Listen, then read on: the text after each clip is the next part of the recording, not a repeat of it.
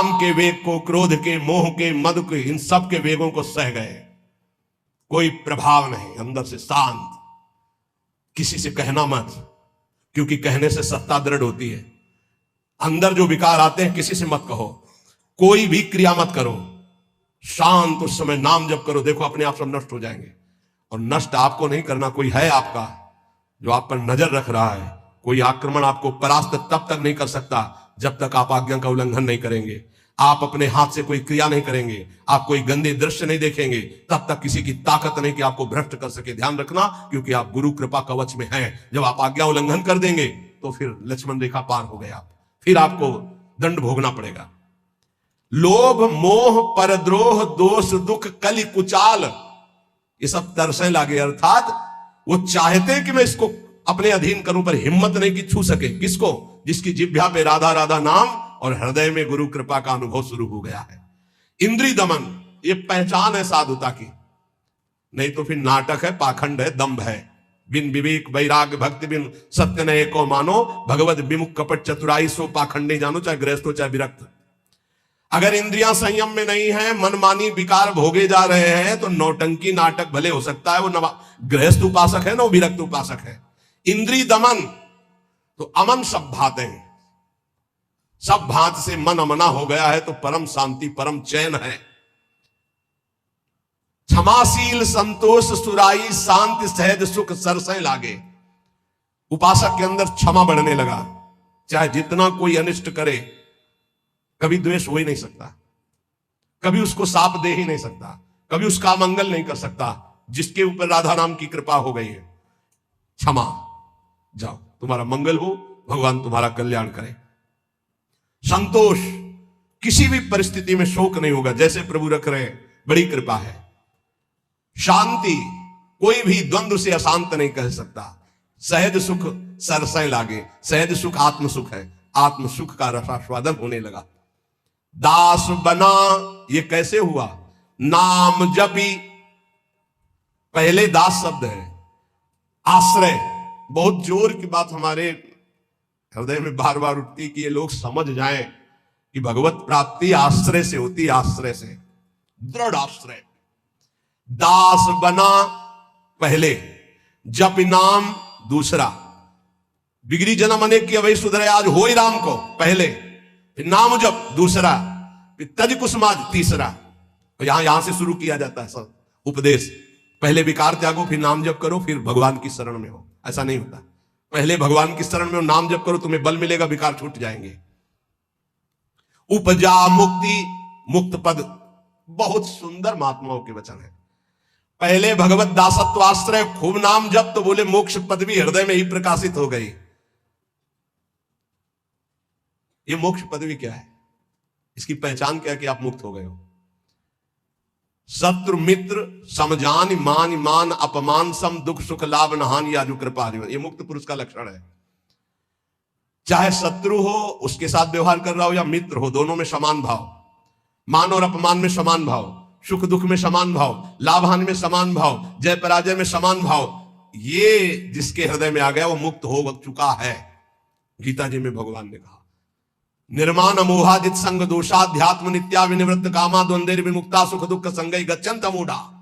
ऐसा अमूढ़ अव्यय पद का अधिकारी महापुरुष मुक्त पद में विराजमान कौन है? बोले जो मान रहित हो चुका है। मान बिल्कुल उसके हृदय में प्रियता पैदा नहीं कर पा रहा, और अपमान बिल्कुल दुख नहीं पैदा कर पा रहा।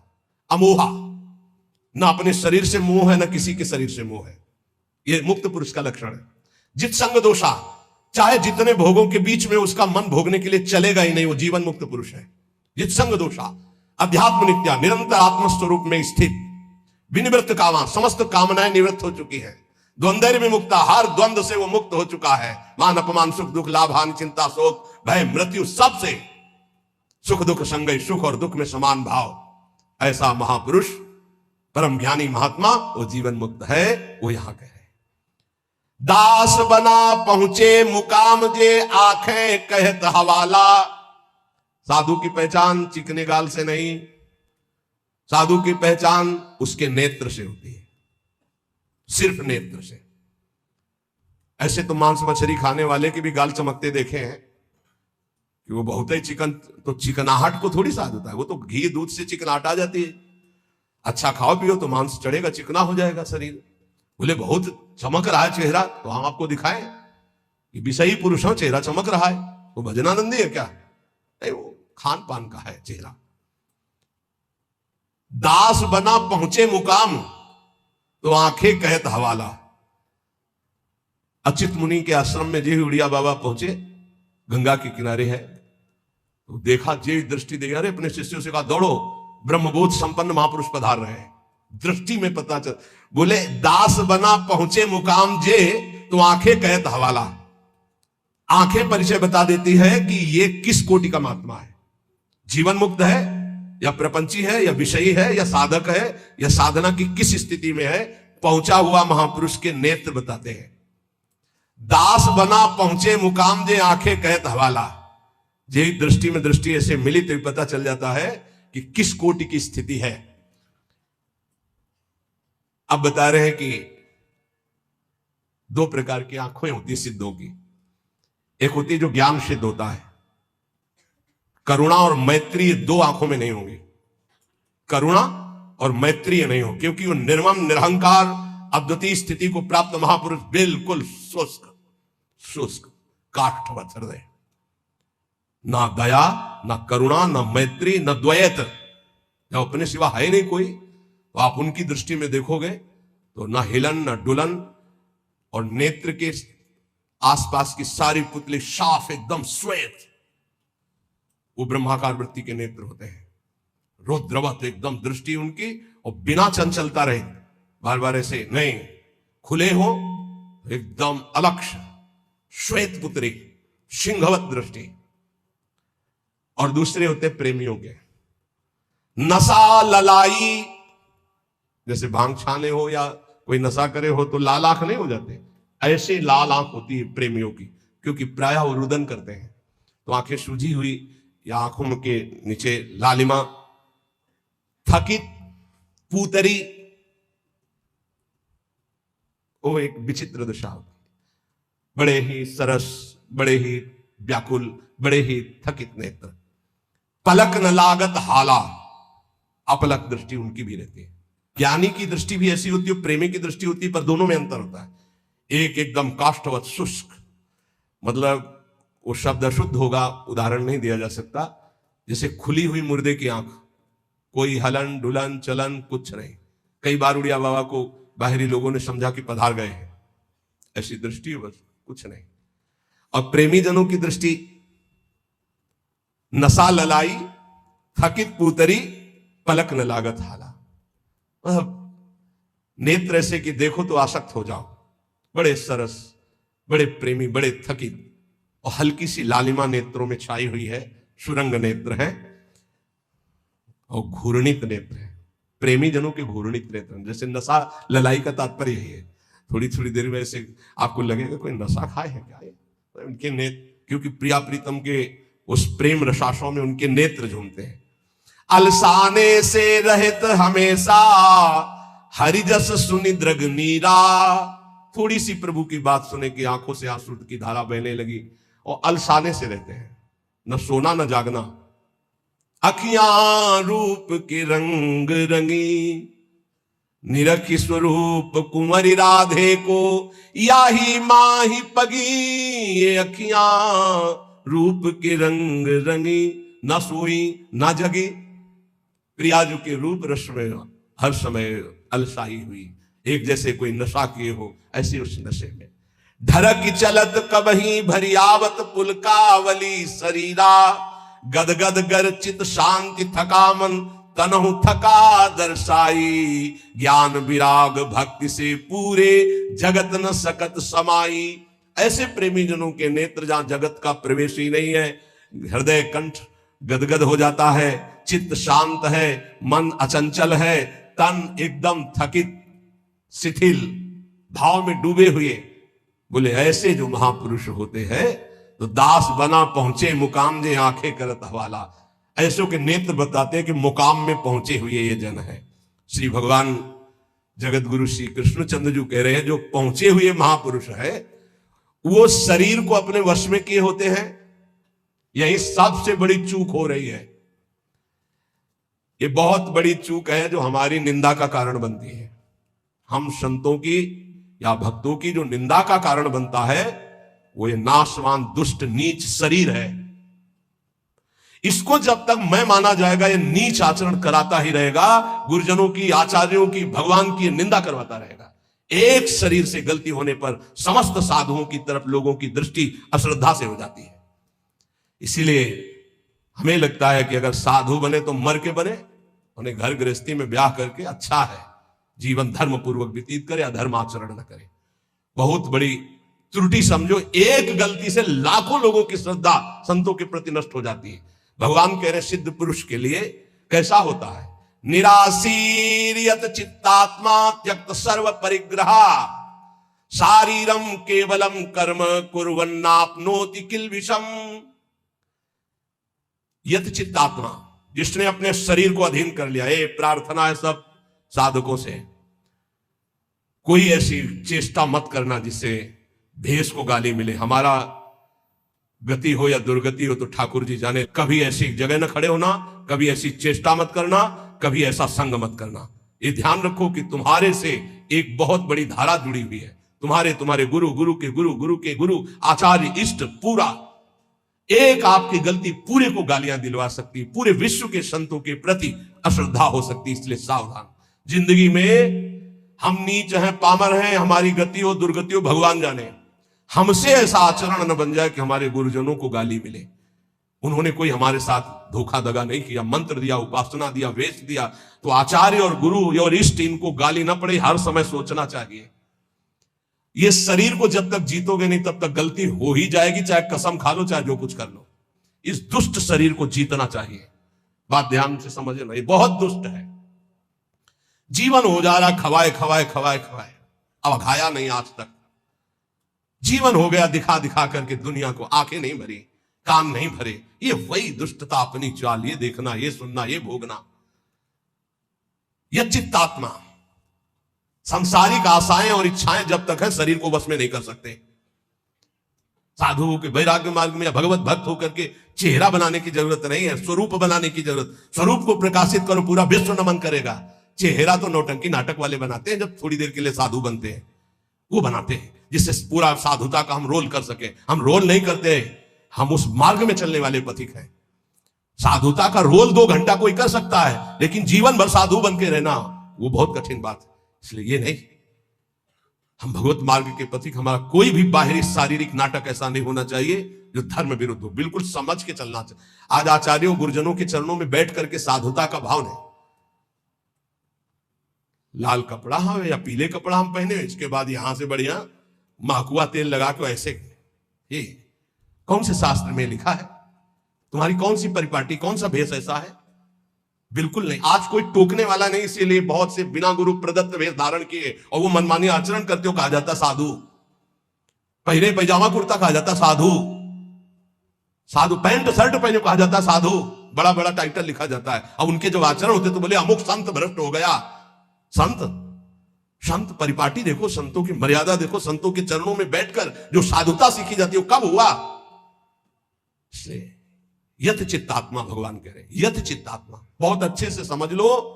संसार में जब तक शरीर के भोगने की कोई भी आशा रहेगी तो साधुता नहीं टिक पाएगी। बहुत इसे धैर्यपूर्वक, सांसारिक इच्छा, सांसारिक भोगों की चाह, इससे तुम्हारा शरीर अपवित्र हो जाएगा। तुम्हारे द्वारा ऐसे आचरण होंगे जिससे तुम्हारी साधुता नष्ट हो जाएगी।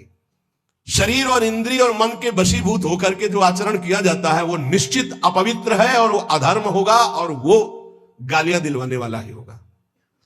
श्रद्धा उपजाना बहुत कठिन होता है भाई, बहुत कठिन होता है। नास्तिक के हृदय में श्रद्धा प्रकट करना, विषयी पुरुष के हृदय में श्रद्धा प्रकट करना और नष्ट करना एक क्षण की बात होती है। जन्म जन्मांतरों की सुकृत एकत्रित होने पर श्रद्धा होती है और एक चेष्टा पूरी लाखों की श्रद्धा नष्ट कर देगी। लाखों का मंगल करने का पाप लगेगा उसको और वो दुर्गति को प्राप्त होगा। इसलिए साधु वेश में बहुत होश में, ये कोई खिलवाड़ नहीं है। ऐसे लोग करते तो खिलवाड़ नहीं, सारी जिम्मेवारी है आपकी। ऐसे कर दिया तो जिम्मेवारी, उनकी श्रद्धा की रक्षा करना तुम्हारा कर्तव्य बन गया। उनके कल्याण की तरफ तुम्हारी दृष्टि जानी चाहिए। ऐसा कोई ये नहीं कि तुम स्वामी बन गए तो जो मनावे सो आचरण करो, ऐसा नहीं है। शरीर इंद्रियां अंतःकरण सिद्ध पुरुष के वश में होता है। साधक को चाहिए कि इनके वश में होकर कोई कार्य ना करे। तुम अकेले नहीं हो, तुम्हारे साथ बहुतों की निंदा होगी या बहुतों की प्रशंसा होगी, ये बात ध्यान रखना है। केवल अपना जीवन होता तो कोई बात नहीं है, गलती हो गई, त्रुटि हो गई, या पिट गए, या जो भी हो गया सब हो गया। आज तुम नहीं हो, तुम्हारे साथ बहुत जुड़े हुए हैं, तुम्हारे गुरु, तुम्हारे आचार्य, तुम्हारे इष्ट और लाखों श्रद्धा। अगर एक भी त्रुटि तो लाखों की श्रद्धा और पूज्य जनों का अपमान घोर नरक पहुंचा देगा, दुर्गति करवा देगा। त्यक्त सर्व परिग्रहा, जो सिद्ध पुरुष होता है उस शरीर को ही अपना नहीं मानता, तो और परिग्रह की बात क्या है। सब सन्यासी हो जो भगवत मार्ग के पथिक है, ये तो सर्वाणी कर्माणि मयि सन्न्यस्य मत्पराहा, सारे कर्म भगवान को अर्पित करके जो भगवान के परायण है, चाहे गृहस्थ हो चाहे विरक्त हो, वो सन्यासी है। जो मन का निसंकल्प और वाणी का मौन दंड और शरीर का निष्कर्म संयम पूर्वक, अगर ये दंड नहीं तो किस बात का सन्यासी। भगवान ने एकादश स्कंद में कहा है, वाणी का मौन, मन का निसंकल्प और शरीर का निष्क्रिय, ये सन्यास धर्म का स्वरूप है। तो निष्क्रिय दो प्रकार से होता है, एक जो कर्म का त्यागी होता है, एक होता है कर्म समर्पण करने वाला। भक्त कर्म समर्पण करने वाला सन्यासी होता है। ये तो सर्वाणी कर्माणि मयि सन्न्यस्य मत्पराहा। सब प्रकार के भोग संग्रह सामग्री का अपनापन भाव न रखना, चाहे गृहस्थी में हो चाहे विरक्ति में हो। गृहस्थी में तो नाथ सकल संपदा तुम्हारी, मैं सेवक समेत सुत नारी। विरक्ति में तो जो हमारे पास मिला है वो साधु सेवा, भगवत सेवा के लिए मिला हुआ भगवत प्रदत्त वस्तु है, अपना अधिकार नहीं, अपने नौकर है, सेवक है, सिर्फ सेवा। अगर अपने सुख के लिए किसी सामग्री का संग्रह कर लिया जाए, अपने भोग की बात वस्तु मान ली जाए, तो वो उसी की दुर्गति कर देगी, ध्यान रखना। और प्रायः गलती हो जाती है, ऐसे नहीं कोई नजर आएगा। जब कष्ट सह रहा होगा साधक तब कोई नजर नहीं आएगा, और जब उसके पास वैभव एकत्रित हो जाएगा तो आ जाएंगे। कौन हो आप? तुम्हारे मामा पहचाने नहीं, अभी तक मामा कहां थे तुम भाई, अभी तक कहां? बचना, हम जो प्रार्थना करें उसको अंदर से समझना।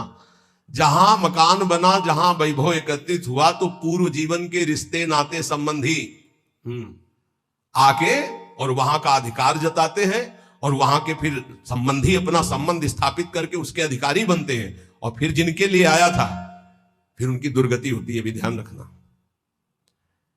यही की घटना है। वो भक्तमाली जी अंतर ध्यान हो गए, उनकी बात है। वो बता रहे थे कि साधु के भाई आए, तो साधु को कहीं ना कहीं से अर्थ मिलता ही रहता है, साधु सेवा, भगवत सेवा। तो उन्होंने कहा अमुक कार्य है, 1 लाख रुपया दे दो। एक घटना है, कोई कथा नहीं, तो 1 लाख दे दिए। अब जब वो आते तो कहते हैं भाई दे यार 1 लाख रुपया, साधु सेवा वाला ले गए थे।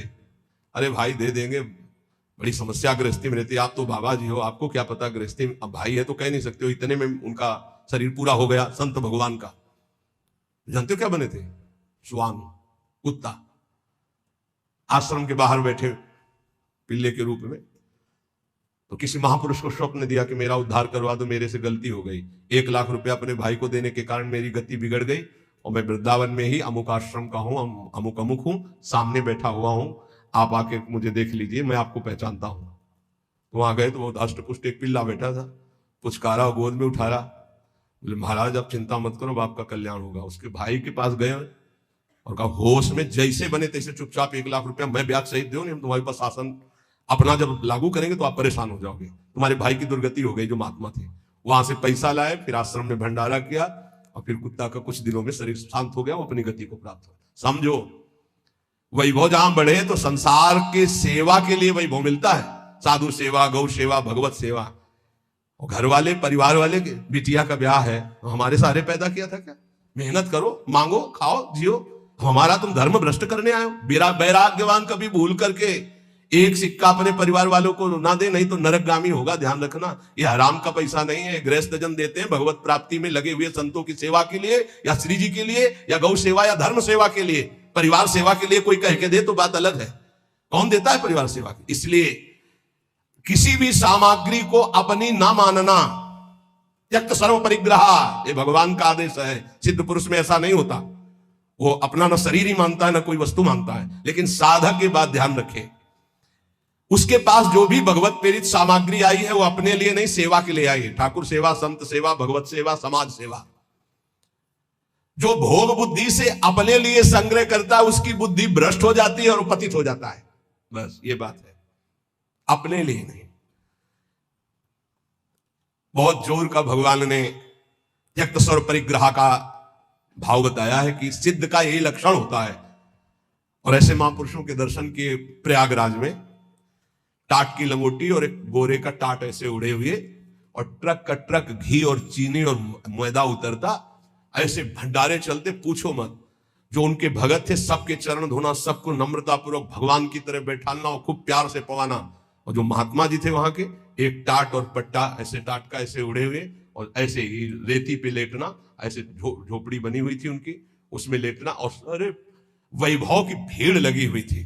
और आप जब सब संत पा लेते थे तो सब संतों की जूठन जो बचती, उसी में एक दो और मिलाकर, क्या जीवन उनका, कोई संगय प्रयोग, वैभव तो पूछो मत। कोई दिन ऐसा नहीं होता था कि 2-4 हजार रुपए एक संत को दक्षिणा में ना मिले, एक से एक कंबल, एक से एक सब। पर देने वाले जब ऐसे, तो वहां त्यागी ही त्यागी ज्यादा थे।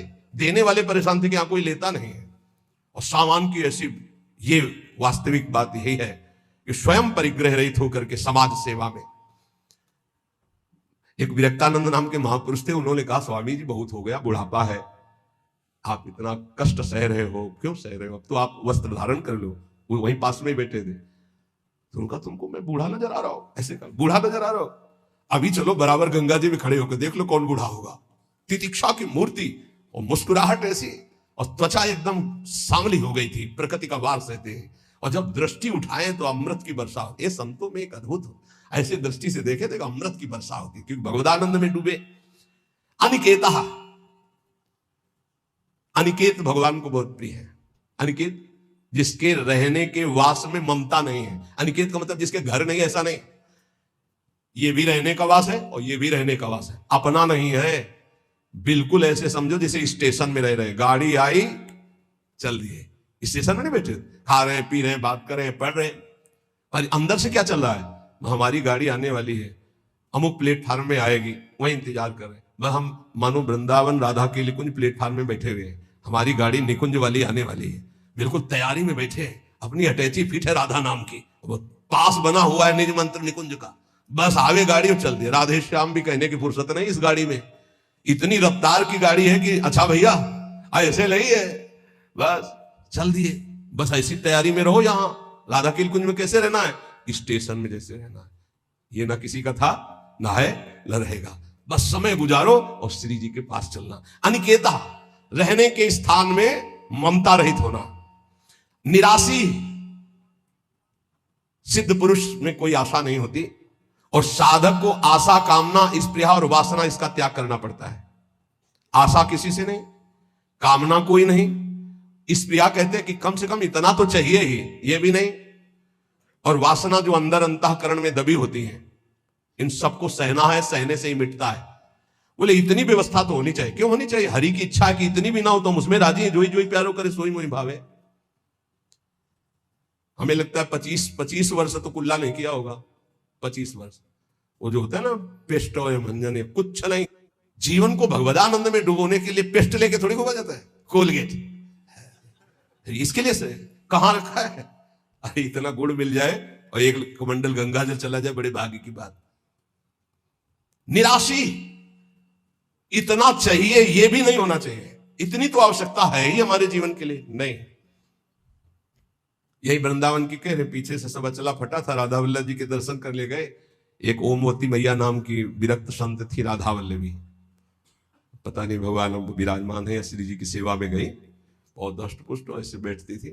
आए बाबा, तो ये समझ में ना आवे, तेरे अचला फटा है, तुमका समझ में तो आवे, लेकिन समझ तब हो ना जब रुपया हो हमारे पास, तो कुछ है नहीं, जैसा श्री जी दिए वैसा है। सच्ची बाबा, हाँ भैया, तत्काल गए, मार्किन लाई, तो वो देर लगती, वही बदल के बाद कि जिसको फिकर है वो करो, हमारे पास जो है जैसे है। निराशी, आशा भी नहीं कि इतना तो चाहिए, अगर वो भी फटके गिर जाए तो बाबा जी तो बाबा जी, भगवद आश्रित है। दिगंबर, दिग माने दिशाएं ही, अंबर माने वस्त्र, जिसका वस्त्र दिशाएं हैं।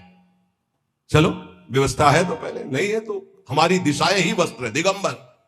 और इसकी भी ट्रेनिंग हुई है काफी, कई महीने इसकी भी हुई, संन्यास में इसका भी संन्यास दिया ही जाता है दिगंबर करके। निराशी, ये सच्ची मानो, कोई आशा मत रखो, जिस समय जैसी व्यवस्था हरि करे उसी में राजी रहो। बाहर से भोग सामग्री में अपनापन नहीं हो, अंदर से किसी भोग सामग्री की इच्छा भी ना उत्पन्न होने पावे, उसे निराशी कहते हैं। ऐसा महापुरुष शारीरम केवलम कर्म कुर्वन् नाप्नोति किल विषम, वो केवल शरीर संबंधी कार्य करता हुआ भी पाप को प्राप्त नहीं होता, क्योंकि आशा, कामना, स्पृहा, वासना, ममता रहित जो महापुरुष है, इसीलिए कहा गया महापुरुषों की केवल बात के अनुसार उनके जो आचरण हो वो मानो। सब आचरण उनके अनुकरणीय नहीं होते, क्योंकि भगवान यह कह रहे शारीरम केवलम कर्म कुर्वन् नाप्नोति किल विषम, वो शरीर संबंधी ही केवल कर्म करता हुआ पाप को भी नहीं प्राप्त होता है। जैसे श्रीमद राधा सुधानिधि कर्माणि श्रुति बोधितानि नितराम कुर्वन्तु मा गूढ़ाश्चर्य रसास्त्रगादि विषयान गृह्णन्तु मुञ्चन्तु वा। हमें महापुरुषों का अनुकरण नहीं करना, उनकी उपदेश से जो उनके आचरण मिले वो बात हमें माननी है। नाप्नोति किल विषम, उनको कभी कोई पाप स्पर्श नहीं कर सकता। वो जन्म मरण रूपी बंधन से मुक्त हो चुके हैं, वो आशा रहित है, उनका किसी से संबंध नहीं है, इसलिए शरीर से जितने कर्म होते हैं वो सब अकर्म बन जाते हैं और उनको फल नहीं देते हैं। जो सिद्ध महापुरुष है उसके द्वारा जो भी होता है वो अकर्म हो जाता है। जैसे श्री भगवान सब कुछ करते हुए भी कभी बंधन को प्राप्त नहीं होते। भारी से भारी युद्ध कर रहे हैं, भारी से भारी व्यवहार में देखे गए, भारी से भारी प्रियता में देखे, कभी कुछ। जो निवृत्ति परायण सिद्ध महापुरुष है उसमें कभी कोई भोग लालसा नहीं होती। भोग लालसा रहित होकर जो भोग रहे हैं दिखाई दे रहा है। जैसे दुर्वासा जी की कोई आशा नहीं, गोपियों ने सब उनको पकौड़ा, खीर, दुनिया की चीजें पका दी। बोले अब वापस कैसे जाएंगे? बोले आई कैसे यमुना जी? बोले भगवान ने कहा था मैं अखंड बाल ब्रह्मचारी हूं, अगर तो यमुना जी मार्ग दे दे, ऐसा कहना। तो मार्ग दे दिया। तो बोले कह देना दुर्वासा ने दूब रस के सिवा जबान में कुछ न रखा हो तो यमुना जी मार्ग दे दे। गोपियों ने कहा मनो खीर पुआ तो हम सबका पा गए, कह रहे हैं कि दूब के सिवा न रखा हो। इसका मतलब समझते हो? इच्छा रहित महापुरुष, अनिच्छित, उनकी कोई इच्छा नहीं। तो ऐसे इच्छा रहित महापुरुष के द्वारा संयोग वशात जो भी कार्य हो जाते हैं वो अकर्म बन जाते हैं। उनको कोई भी दंड या कोई भी पाप कर्म स्पर्श नहीं कर सकता। इसलिए बड़े बड़े महापुरुषों की लीलाएं देखी जाती है, विचित्र कोटि की लीलाएं देखी जाती है। बिल्कुल उनका अनुकरण न करें। जैसे आद्य गुरु भगवान शंकराचार्य मछली खा गए, फिर कांच पी गए, सबकी सामर्थ्य थोड़ी है। बहुत एक सिद्ध महापुरुष थे कूटस्थ स्वामी, उनका नियम था खप्पर ऐसे कर दो, जो डाल दोगे वो पालेंगे, जो डाल दोगे। तो कुछ उपद्रवी गांव के लोग थे, जब पता चला कि ऐसे नियम वाले हैं तो सीधे कोबरा को पकड़वाया, जो बीन बजाने वाले लोग होते हैं उनसे पकड़वाया और काट करके सीधे जहर सहित रांधा उसको और उनके खप्पर में डाल दिया। ब्रह्मार्पणम ब्रह्मवीर ब्रह्मनो ब्रह्मणा होतम ब्रह्मयुते गंतव्यम ब्रह्म के समाधिना, तत्काल उसको अर्पित करके पूरा पा गए। ब्रह्मबोध संपन्न महापुरुष से। तो वहां के लोगों ने पूछा ये तो अभक्ष्य पदार्थ था। बोले तुम्हारी दृष्टि में, हमारी दृष्टि में भिक्षा थी। फिर एक ने उपद्रव किया, आकर के मदिरा डाल दी उसमें खप्पर। तो मुस्कुराए, उन्होंने कहा यहां तो कोई फर्क नहीं पड़ने वाला, पर तुम्हारी नरक की जो है गति पक्की हो रही, तुम भिक्षा में एक साधु को क्या दे रहे हैं? तो तत्काल वो खप्पर से लेकर के ढिड़का दे। सिद्ध महापुरुषों की। अब फिर उन्हीं की बात, एक दिन वो पेड़ के नीचे बैठे थे, किसी गांव में चोरी करने जा रहे थे चोर। उनसे पूछा कौन हो तुम? कुछ नहीं बोले। कौन हो तुम? कुछ नहीं। खूब लात और डंडों से मारा। सुबह जब लोग आए तो पड़े, तो घाव उनके देखे, डंडे दे। स्वामी जी किसने मारा? पता नहीं किसने मारा। बोले आपको दुख नहीं है? बोले क्यों दुख है? खप्पर में जो आया सो खा लिया, सो शरीर में जो आया उसे भोग लिया। सिद्ध पुरुषों की नकल थोड़ी कर सकते हैं, वो तो स्थिति प्रज्ञ महापुरुष है। शिव जी हलाल जहर पी गए, सब पी जाएंगे क्या? तो यहां कह रहे हैं कि उपासक को चाहिए कि महापुरुषों के जो वचन से आचरण मिले उनके अनुसार चले। निवृत्ति परायण साधक सदैव महापुरुषों के वचनों का अनुगमन करे। उनके विरुद्ध आचरण, निरर्थक आचरण, प्रमाद युक्त आचरण कभी न करे, तो वो भी सिद्धावस्था को प्राप्त हो जाएगा। अच्छे और बुरे भावों की उत्पत्ति, ये 10 बातें प्रधान होती हैं। आपके अंदर अच्छे भाव आ रहे हैं या बुरे भाव आ रहे हैं तो उनमें ये 10 बातें प्रधान हैं। पहला, स्थान। आप कहां बैठे हैं, कहां रह रहे हैं, किस जगह खड़े हैं, आपको स्थान देख करके ही बर्ताव में उतरना है। जैसे मंदिरालय है, आप वहां खड़े होंगे तो तमोगुण अपने आप बढ़ने लगेगा, आसुरी प्रवृत्ति बढ़ने लगेगी। ऐसे ऐसे जिस स्थान पर खड़े होने से, देखने से, बात करने से हमारी वृत्ति बिगड़ रही, उस स्थान का तत्काल त्याग कर देना चाहिए, वहां से हट जाना चाहिए। पहला है स्थान, जैसे सत्संग, यमुना जी का एकांतिक पावन तट, किसी लता के नीचे, किसी संत भगवान के सानिध्य में। अब हमारा ये स्थान भजन वृत्ति बढ़ाएगा। उस व्यक्ति का घर जिसके पास जाने से वासनाएं बढ़ रही, उस स्थान में जहां दृश्य देखने से हमारे अंदर गंदी बातें आ रही। पहला है स्थान। दूसरा है अन्न। बहुत बड़ा प्रभाव अन्न का होता है। अगर अधर्म के द्वारा कमाया हुआ अन्न है तो बुद्धि अधर्म में ही लगेगी। यदि भोजन पकाते समय, रसोई रांधते समय आप विकारात्मक चिंतन कर रहे हैं तो कोई भी प्रसाद पाए उसके अंदर विकार जागृत हो जाएगा। अन्न का बहुत बड़ा प्रभाव पड़ता है। एक बार पूज्य पादुड़िया बाबा जी महाराज अपने परिकर के साथ भ्रमण में थे तो किसी बड़े धनी मानी ने निमंत्रण दिया, महाराज आज यहीं रुको। तो बाबा ने कहा हम लोग गांव के अंदर नहीं रुकते, तो बाहर कोई वृक्षों का समुदाय, जंगल जैसा, तो उसमें वहां रुके, पर भोजन उनकी तरफ से। भोजन सबने पाया। जब सुबह हुआ तो महात्मा जन, साधक जन एक दूसरे की तरफ देखे और बोले आज तो हमको बड़ा दोष हुआ, गंदा स्वप्न आया और हमारा संयम बिगड़ गया। बोले ये तो हमको भी हुआ, जितने थे सबको हुआ। उड़िया बाबा के समीप गए। बाबा ने कहा अच्छा ऐसा हुआ, ये तो अन्न दोष है, बुलाओ अन्न पवाने वाले को, फिर चलेंगे। बुलाया और बाबा ने कहा बिल्कुल सत्य बोलना, नहीं तो आप जानते हो इतने महात्माओं के संयम को आपने भ्रष्ट कर दिया, सत्य बोलना क्या बात थी। तो उनका महाराज संतान नहीं हो रही थी, सुना था आप बहुत सिद्ध महापुरुष हैं तो आपके परिकर को इसीलिए पवाया। अंदर काम भाव था कि हमारी कामना थी कि संतान उत्पन्न हो, वैसे चिंतन करते हुए बनाया। ऐसे बोले सबका संयम नष्ट कर दिया। होश में, नरक जाने वाली बात मत सोचो। अरे संतों को पवाओ जैसे अपने पुत्र को पवाते हैं, ऐसी भावना करनी चाहिए। आज हो भाग्य तो परिणाम खुद मंगल में निकलेगा। काम भाव से युक्त होकर क्यों बनाया, सब संतों के अंदर विकार पैदा कर दिया। अन्न का प्रभाव पड़ता है। हम जैसा अन्न पाते हैं वैसा, कई बार सुनाया है। सिद्ध महापुरुष पूज्य प्रातः स्मरण श्री बलराम दास जी महाराज झाड़ू मंडल के, यमुना के पावन तट पर ही है, रास मंडल के पास ही, वो अपने एक लता के नीचे बैठे हुए भगवत चिंतन कर रहे थे। अचानक यमुना जिस नजदीक है तो कोई माई स्नान किए हुए निकली तो नेत्रों ने देखा और विकार उत्पन्न हो गया। वयोवृद्ध सिद्ध महापुरुष, उन्होंने कहा आप तो इस शरीर को नष्ट कर दूंगा। शिष्यों ने कहा महाराज ऐसा क्यों? बोले किसी माता के शरीर को देखकर हमारे अंदर विकार क्यों आ गया? ऐसा नहीं, आज तक कभी नहीं हुआ, ऐसा क्यों हुआ? उनका महाराज आपस में सब शिष्यों ने कि कुछ ना कुछ तो खान पान में गड़बड़ी हो गई तभी ऐसा हुआ।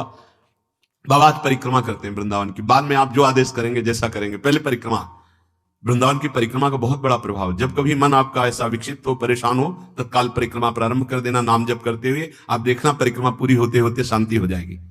बाबा ने खूब नाम कीर्तन करते हुए शिष्यों के साथ परिक्रमा दी, मन का विकार शांत हो गया।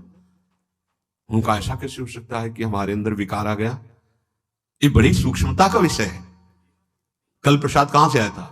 उस समय लाड़िले गोविंद देव जी महाराज यहीं विराजमान थे वृंदावन में। बोले तो ठाकुर गोविंद देव जी का प्रसाद आया था। लकुट उठाई, कहे वो तो भगवत स्वरूप तस्मित जने भेदा भावात। भगवान और भगवान के ऐसे जनों में भेद नहीं होता, वो भगवत स्वरूप होते हैं। गए और कहा बताओ आपका प्रसाद न पावे तो अपराध लगे कि प्रसाद नहीं पाया, और प्रसाद पावे तो हमारे अंदर काम जागृत हो जाए, हम तो मरे ना दोनों तरफ से। तो ठाकुर जी बात कर रहे थे, दूसरों को नहीं सुनाई दे रहा था। कह रहे थे कि देखो नाराज मत हो, कलकत्ता की वैश्या थी, उसने भोग लगाया, अब उसने भोग लगाया तो हमने चख पाया, तो आपको प्रसाद का किनका लेना चाहिए? किसने कहा था कि पूरा प्रसाद पाइए? जरा किनका ले लेते हो, मधुकरी पाते। हाँ ये बात आपकी मान। तो हमारा तो पूरा विश्व है, कोई भी भोग लगाएगा हम तो पाएंगे। हमारे प्रसाद की निष्ठा आप सबके हृदय में, तो किनका लीजिए, पूरा मत पाइए। सोचिए, भगवत अर्पित प्रसाद और वृत्ति, भगवान ने आदेश किया किनका पाओ, माधुकरी मांग के खाओ। यहां वर्णन कर रहे हैं, यदि हम अन्न थोड़ा भी हमारे अंदर दूषित चला गया, तो जब कभी ऐसी विकार की भावना हो, आपके अंदर विकार बन रहा है, तो खोजिए। आपने कोई दृश्य देखा है, आपने किसी से बात की है, आपने कोई ऐसा संकल्प बनाया, नहीं तो फिर भोजन दोष आ गया। अब आज उपवास कर दो, जब तक वो वृत्ति न नष्ट हो तब तक कुछ मत पाना।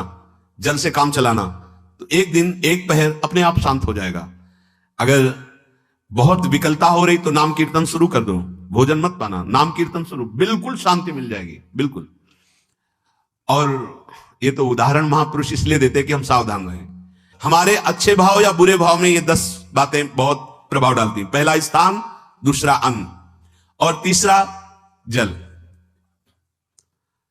पानी भी बहुत संभाल के, नहीं आजकल तो देखो प्रायः ऐसे दांत से प्लास्टिक नोचेंगे, ऐसे पानी पिएंगे, कब भरी गई, कहां भरी गई, कैसा पानी, बड़ा देखो कैसा हमारे भजन साधन के लिए विक्षेप पैदा होता चला जा रहा है। पहले सुंदर सरोवरों का जल, मतलब 15 वर्ष तो गंगा जल ही केवल पिया है, जो आकाशवृत्ति से मिला नहीं, गंगा जल ही पिया है। कुआं का जल, फिर आया हैंडपैप का जल, अपवित्र होने लगा। हैंडपैप में जो वाशर, अगर वो कहीं चमड़े का पड़ा हुआ है तो अपवित्र जल हो गया। अब हैंडपैप का भी अंतर ध्यान स्वरूप हो गया, अब तो नहीं दिखाई देता। अब रह गया है मोटर से निकले और फिल्टर में जाए, वो मशीन जो फिल्टर करती पानी को, आरओ, उससे। अब वो जिनके पास है तो है, नहीं तो परिक्रमा लगाया हो, आपको पानी पीने को नहीं मिलेगा। देखो कैसा समय आ गया। भोजन, पहले कोई दगाबाजी भोजन में तो नहीं करता था। गांव में जब जिसके यहां दूध बेचा जाता था ना, उसको बहुत लघु दृष्टि से देखा है, गाय माए एक बराबर होती है, ये दूध बेचता है। 10-5 किलो मठा तो आप ऐसे मांग के ले सकते थे, अगर अड़ोस पड़ोस में वो मठा मिल जाएगा। जब कोई उत्सव होता, फ्री दूध 100, 200, 500 किलो पूरे गांव के सब दे देते, कोई ऐसे बेचता था। अब दूध नहीं, जब बूढ़े लोग बैठते थे कहते थे पानी बिकेगा आगे चल के। आज पानी बिक रहा है, नहीं बिक रहा, पानी बिक रहा है। हमें लगता है सबको ही पैसे से ही पानी है, वो बोतलें नीली नीली नहीं, इतनी बड़ी बड़ी बिकती, उन्हीं से पानी पिया जा रहा है। आगे और समय जल का प्रभाव पड़ता है। जैसे हम गंगा जल पीते थे, सही कहते हैं, कई दिन जब भोजन नहीं मिलता तो पूरी पौष्टिकता गंगा जल से मिलती थी। गंगा माता के जल से ऐसा लगता था मानो हम परम पावन अमृत पान कर रहे हैं, सारी पौष्टिकता मिलती थी। कुएं का जल अपने आप में पौष्टिकता से युक्त होता है, जो हमें चाहिए। आज देखो जल की समस्या हो गई, पवित्र जल पीने के लिए हम तरस रहे हैं। कहां जल और कैसे मिलेगा जल? या तो आप पैसे वाले हो तो आप खरीद करके पीजिए, नहीं तो अब वो जल नहीं गया कि कुएं से निकाला पी लिया या सरोवर से पी लिया, या कैसा दुर्भाग्य है। जल का बहुत बड़ा योग है साधना में। जैसे स्थान का तो परम पावन वृंदावन धाम, अन्न का तो अब हम भगवत प्रसाद पाते हैं, तो जल का बहुत बड़ा योग है। आज दूषित होता चला जा रहा है, क्योंकि अब हाथ की बात नहीं रह गई है कि आप सुंदर कुआं से जल लें या सरोवर से जल लें या आप नदी से जल लें। हाँ, स्वामी जी के लिए लिखा हुआ है कि रोज यमुना स्नान और रोज यमुना जल ही पान। हमारे वृंदावन के समस्त भगवत स्वरूपों का स्नान यमुना जल से ही होता था, हो रहा है और होता ही रहेगा। बिहारी जी के लिए आज भी कलश में भरकर यमुना जल ही जाता है। तो कपड़ा से ऐसे ढक के जब हम 2 बजे परिक्रमा देते थे तो एक महाभागवत है, वो किसी को छूते नहीं, दूर से कहते छूना मत, बिहारी जी के लिए जल जा रहा है स्नान के लिए बिहारी जी का। फिर चौथा है आपका परिकर, जहां पर रह रहे हैं वो समुदाय, चाहे परिवार हो या आप समुदाय, वो कैसा है, रजोगुणी है, तमोगुणी है, सतोगुणी है या त्रिगुणातीत भागवतिक है, उसका प्रभाव पड़ेगा। पांचवा है आपका पड़ोस, आसपास वाले घर, जैसा है वैसा प्रभाव पड़ेगा आपके ऊपर। पड़ोस निंदनीय है तो बंधन से युक्त होना पड़ेगा। लंका के पड़ोस में रहने के कारण अगाध महिमा वाले समुद्र को बांध दिया गया, रघुनाथ जी ने पुल बांधा और दंड देने के लिए तैयार हो गए थे सरकार, अग्निबाण संधान कर लिया था, पड़ोस के कारण ही तो ना, पड़ोसी रावण था। इसीलिए आस पड़ोस का बड़ा प्रभाव पड़ता है। फिर अगला है दृश्य, इस पे बहुत सावधानी की जरूरत है।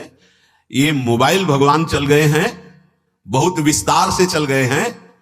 अब कोई छोटा मोबाइल रखना नहीं चाहता, सब वो स्क्रीन वाला रखना चाहते, टच मोबाइल।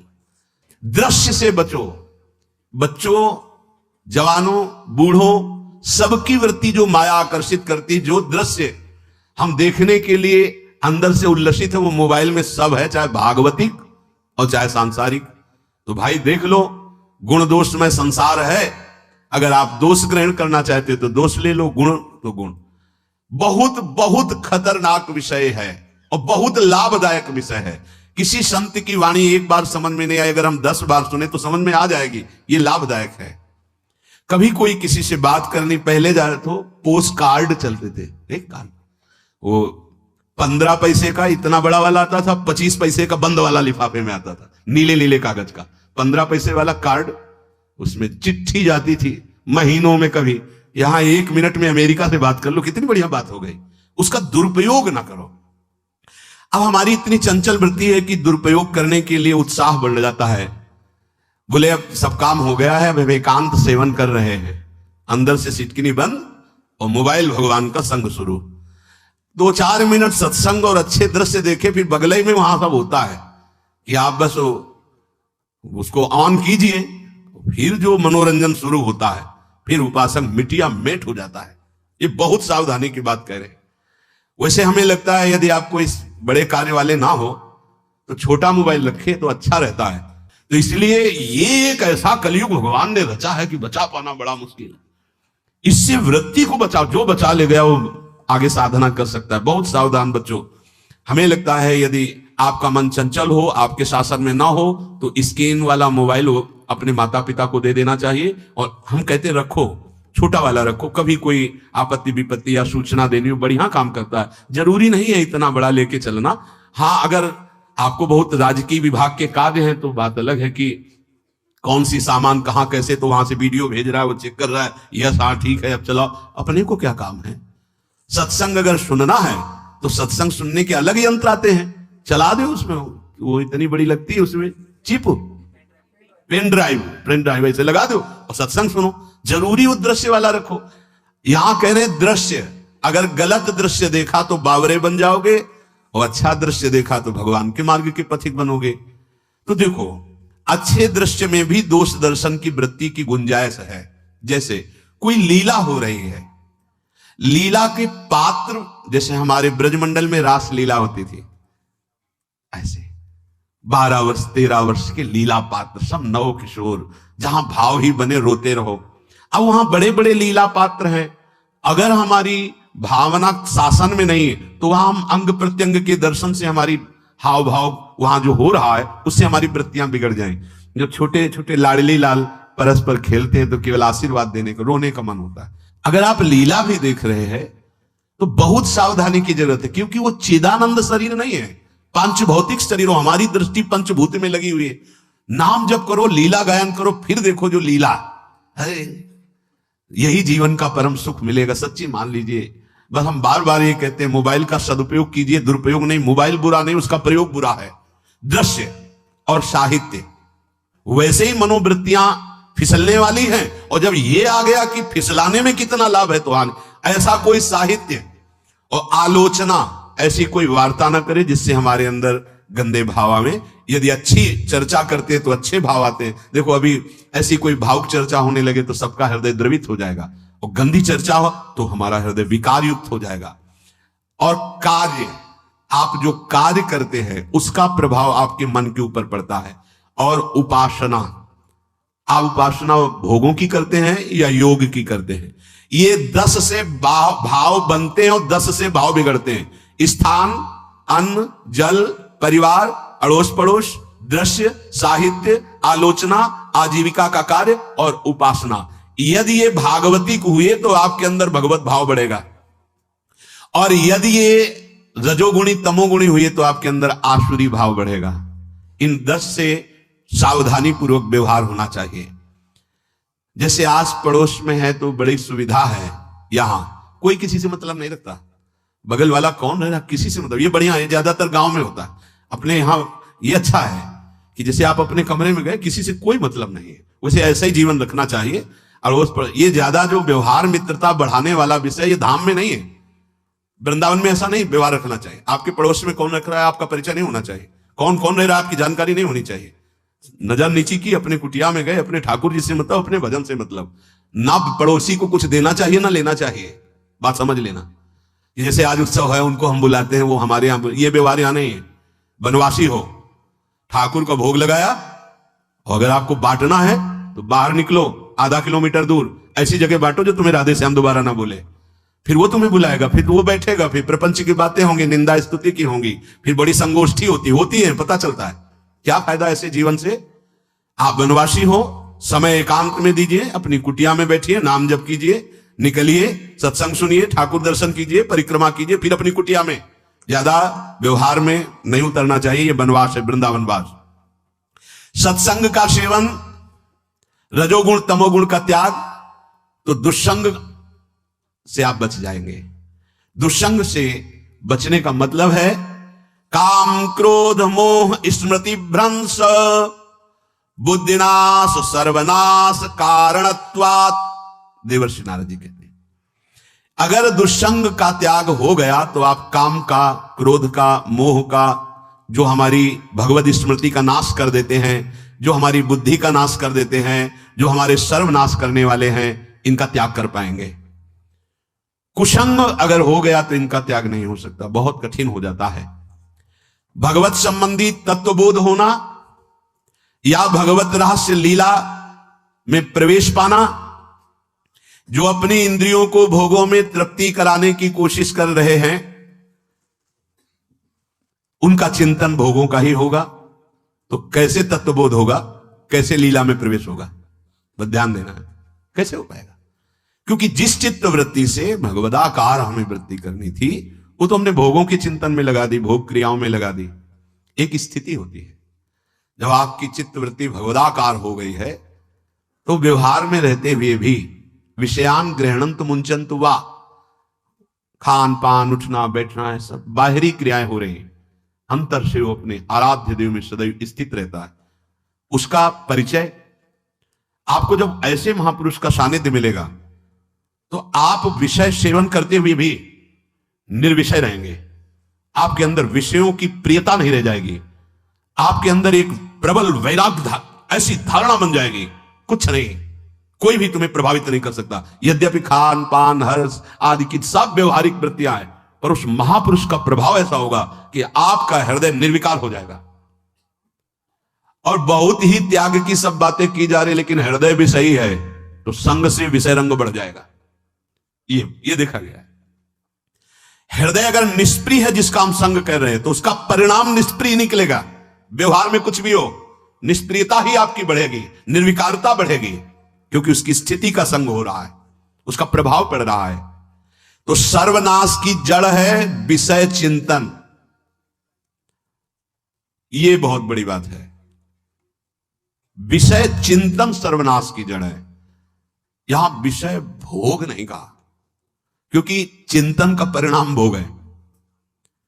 पहले चिंतन होता है, साधक ध्यायतो विषयान पुंसः संगस्तेषु उपजायते संगात् संजायते कामः कामात् क्रोधो विजायते क्रोधात् भवति सम्मोहः सम्मोहात् स्मृति विभ्रमः स्मृति भ्रंशात् बुद्धिनाशो बुद्धिनाशात् प्रणश्यति सर्वनाश।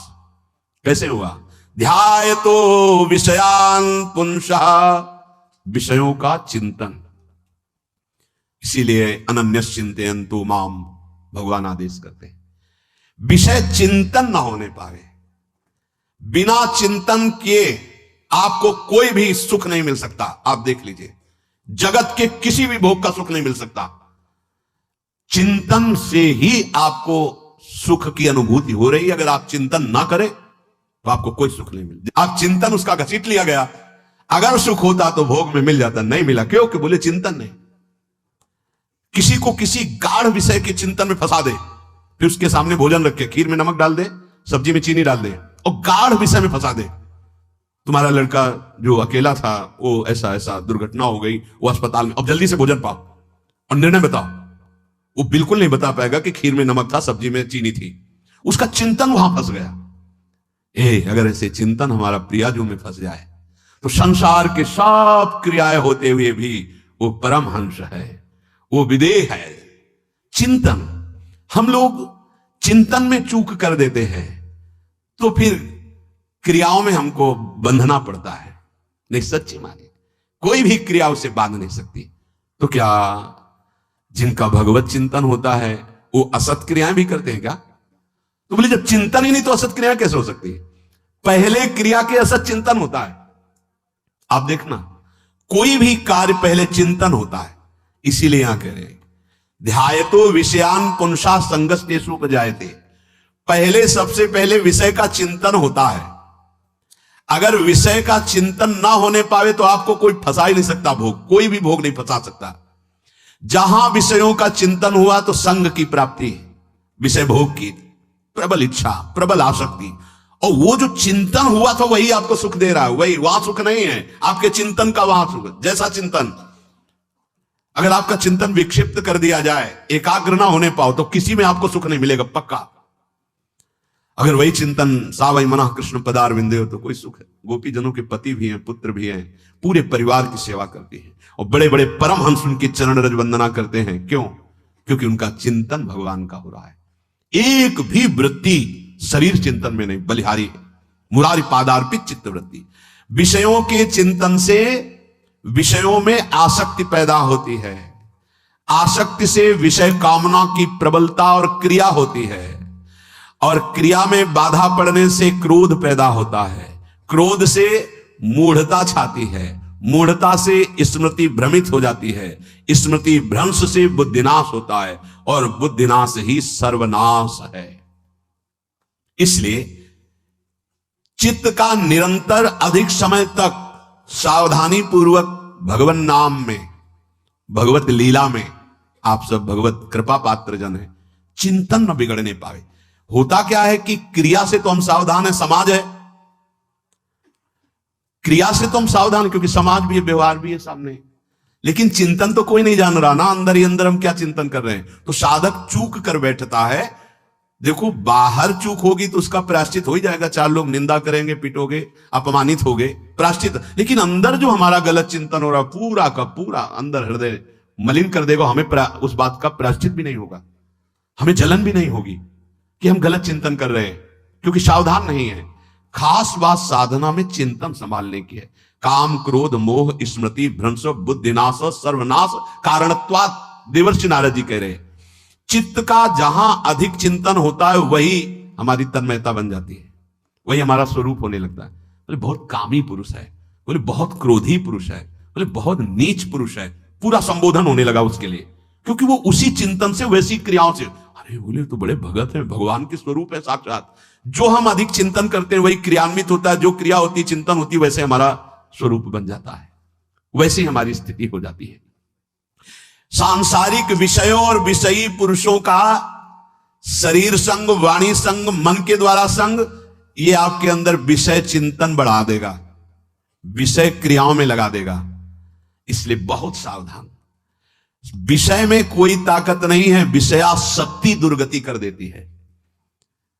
एक बार देवर्षि नारद जी जनक जी से कहा कि आप विदेह राज कैसे हैं, पत्नी भी है, परिवार भी है, सब वैभव भी है, वो आप एक राजा होते हुए विदेह राज। उनका आज विश्राम कीजिए, कल सुबह चर्चा करेंगे। तो रात्रि में अपने शयन गृह में देवर्षि नारद जी को शयन कराया और अपनी अर्धांगिनी से कहा कि आप जाकर शयन कीजिए देवर्षि नारद जी के साथ, जो आज्ञा। अब वहां देवर्षि नारद जी के समीप जब नारद जी ने देखा कोई स्त्री, तो शकिल गए और शकिल गए। और वो तो आज्ञा जैसी हुई थी, जब दीवाल मिली तो दीवाल की तरफ मुंह करके लेटे रहे। अर्धरात्रि में उठी और चली गई। देवर्षि नारद जी सुबह गए और कहा कि ये क्या मजाक था आपका, यदि आपको ऐसा ही व्यवहार करना था तो आप हमसे कह देते तो हम बाहर जाकर शयन करते, आपने ऐसा क्यों किया? क्या हुआ महाराज? जब हम वहां शयन कर रहे थे, कुछ रात्रि व्यतीत होने पर आपकी अर्धांगिनी आई और लेट गई सैया पे। उनको पता नहीं कि एक देव ऋषि के साथ ऐसा व्यवहार नहीं कर। फिर क्या हुआ महाराज? फिर हम और खेलते गए, फिर दीवाल मिली तो उधर मुंह करके फिर सो गए। तो तुमने स्त्री को दीवाल नहीं समझा, दीवाल को दीवाल समझा। यही आप में और हम में फर्क है। आपके लिए जैसे दीवाल निश्चिंतता का कारण है, ऐसे ही हमारे लिए स्त्री होते हुए भी वो दीवाल की तरह ही है, किंचन मात्र विकार उत्पन्न नहीं कर सकती। यही अंतर है। इसी बात से हमको विदेह राज कहते हैं। ये स्थिति अब कह दे स्त्री शरीर और दीवाल में क्या ज्ञान की विशेषता? वो जड़ है, चैतन्य नहीं। ये शरीर भी जड़ है, चैतन्य आत्म तत्व है। पंचभूतों से दीवाल बनी है। अग्नि तत्व से ईंट पकाई गई है। पृथ्वी तत्व तो है ही, पृथ्वी तत्व में जल मिलाकर उसको आकार दिया गया है। वायु तत्व ने उसे सुखाया, अग्नि तत्व ने पकाया है, और शब्द आकाश तत्व है। 5 भूतों से वो बना, 5 भूतों से बना है। सच्चा ज्ञान ये कि इसमें और दीवाल में कोई अंतर नहीं। चैतन्य घन आत्म तत्व के कारण ये चलता फिरता नजर आता है, और वो खड़ा स्थायी जड़ दिखाई दे रहा है। इसमें भी भगवान है, उसमें भी भगवान है। इसमें भी पंचभूत है, उसमें भी पंचभूत है। नरसिंह भगवान खंबे से प्रकट हुए थे, बस केवल अज्ञान के कारण जड़ चैतन्य का भेद है। तो आप समझ में आया। ये जो हमारे अंदर भोगों की आसक्ति है, यही कामना प्रकट करती है, यही पाप प्रकट करती है, यही हृदय को मलिन कर। इसलिए हम अपने चिंतन को संभालें। चित्त चोर के चरणारविंद का चिंतन करें, निरंतर नाम जप करें, भगवद आश्रित रहें। प्रभु अपने भक्तों की रक्षा करते हैं, जैसे मां अपने बच्चे की। करूं सदा तिनके रखवारी, जिम बालक राखे महतारी। राधा राधा राधा।